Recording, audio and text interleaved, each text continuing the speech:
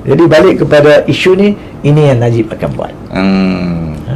Jadi walau apa sekalipun, rakyat juga kena faham ada dua perbezaan ketara antara isu Najib Razak dan Anwar Ibrahim yang akan memuskilkan Najib Razak memperolehi apa yang diperolehi oleh Anwar Ibrahim, ataupun menjadi kesukaran Najib Razak untuk mengurangkan hukumannya sekalipun. Kenapa?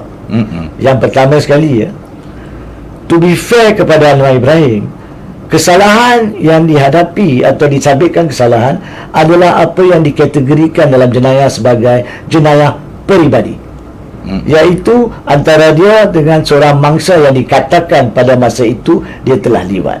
Dia bukannya dengan seluruh rakyat Malaysia. Dan dia cuma menghadapi satu sabitan, satu pertuduhan itu pada masa di penjara. Tapi Najib Razak, pertuduhan yang dihadapi adalah dalam bentuk sama ada salah laku rasuah, ataupun pecah amanah jenayah, ataupun gubahan wang haram. Dia telah menghilangkan 42 juta ringgit duit dana SRC International Sdn Bhd yang datangnya daripada kuak dana awam. Jadi kesalahan dia ni bukan meliwat satu orang, tapi merogol dan meliwat 32.7 juta rakyat Malaysia. Yang sampai sekarang, akibat daripada, walaupun ini bukan RMB, akibat daripada permasalahan ini menyebabkan ekonomi masih terencat. Permasalahan masih berlaku. Ini perbezaan ketara. Jadi adakah ke bawah dulu yang di-Pertuan Agong akan diberi nasihat, macam saya cakap tadi, lembaga pengampunan yang 5 orang ni, mereka yang akan memberi nasihat kepada Agong. Kalau mereka nak bagi nasihat palsu, palsulah jadi dia. Kalau mereka nak bagi nasihat yang songsang lah jadi dia. Kenapa saya cakap macam tu? Kerana salah seorang daripada anggota lembaga ni adalah peguam negara. Katakanlah seandainya, tanpa menyanyi lagu Elicat, andainya aku pergi dulu, slow sikit.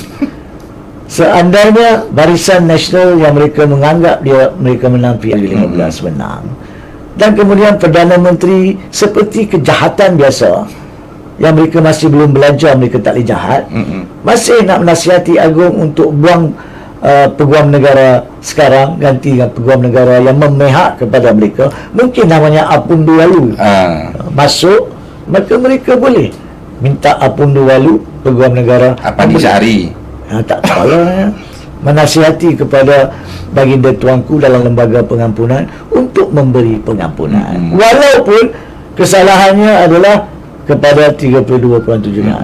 Jadi kalau Apundu Walu, peguam negara baru, memberi nasihat songsang macam tu, tak boleh salahkan Agong. Sebab Agong ikut nasihat, dia kan pakar.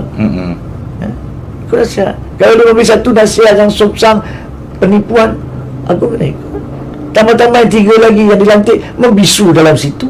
Dan Menteri Wilayah Persekutuan Syahudun Kusum pada masa itu pun melakukan perkara yang sama. Kan? Macam so itu yang pertama. Tapi saudara Fazli bila gelak nampak lucu, saya pula gelak. Bukan. Kalau nak tengok Haji serius di platform lain, kalau anda di sini bertuah, anda boleh tengok Tuan Haji duk buat lawak cukup banyak. Bakal peguam negara Apundu Walu. Kalau kita sebut Apandi Ali, dia kata fitnah dia pula kerana dia jahat. Apundu Walu lah, siapa dia Apundu Walu? Lain kau Apandi Ali, Menteri Kelas Syahudun Syahudun Kusum. Syahudun Kusum. Baik, okay, sambung lagi. Kembali kepada isu yang lebih penting, yang ketara, yang perbezaan antara Najib Razak dan Anwar Ibrahim. Macam kita sentuh tadi, Anwar Ibrahim berada di penjara untuk satu pertuduhan yang telah didapati bersalah. Tetapi pada masa itu Anwar Ibrahim tidak mempunyai pertuduhan-pertuduhan lain di luar. Now, Najib Razak yang sudah masuk untuk SRC, kalau dia minta pengampunan diraja untuk SRC, Bukankah masih dia menghadapi pelbagai pertuduhan untuk kes 1MDB yang sudah berjalan kes pendakwa raya berbelas saksi setakat ini? Bukankah dia menghadapi perbicaraan pertuduhan mengubah secara salah laporan audit negara yang sudah berjalan perbicaraan kes pendakwaan?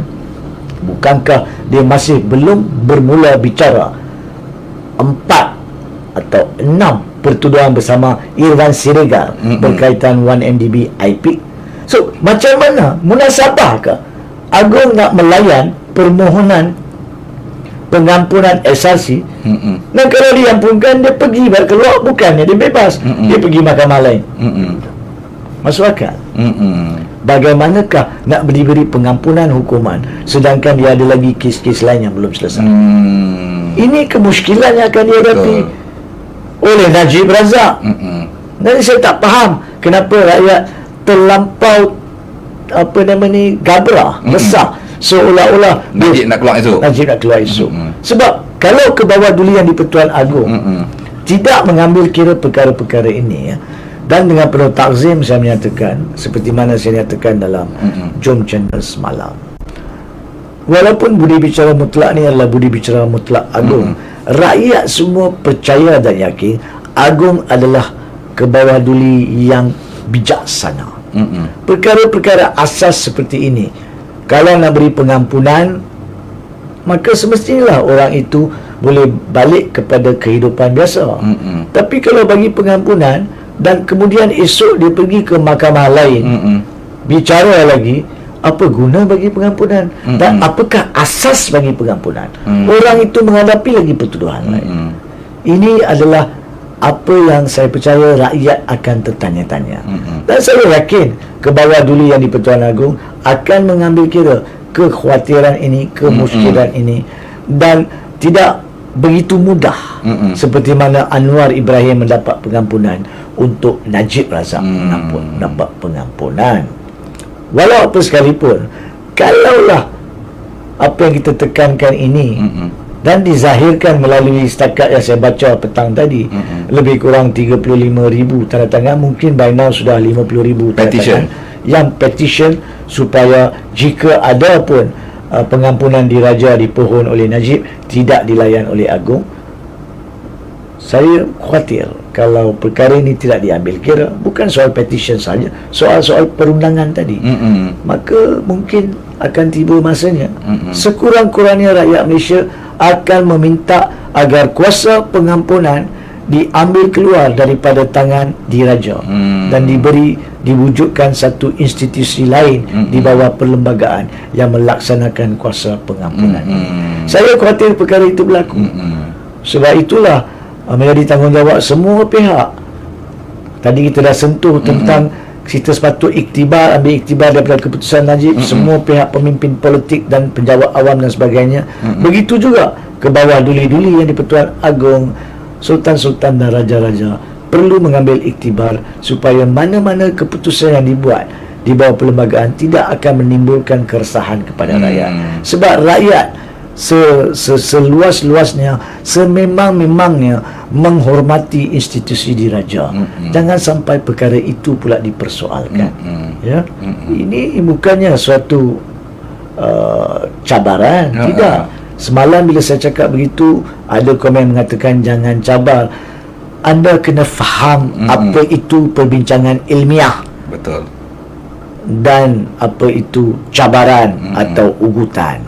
Dan ugutan anda kononnya apa yang saya buat adalah cabaran, saya tidak terima langsung ugutan yang dangkal seperti itu. Kita berbincang untuk mencari ilmu. betul. Allah lorongkan saya sebagai peguam yang mungkin ada ilmu dalam ini untuk dikongsikan. Kalau saya salah, itu adalah kelemahan diri sendiri. Yang betul daripada Allah. Jadi jangan cuba nak ugut saya, sebab pihak berkuasa ada di luar.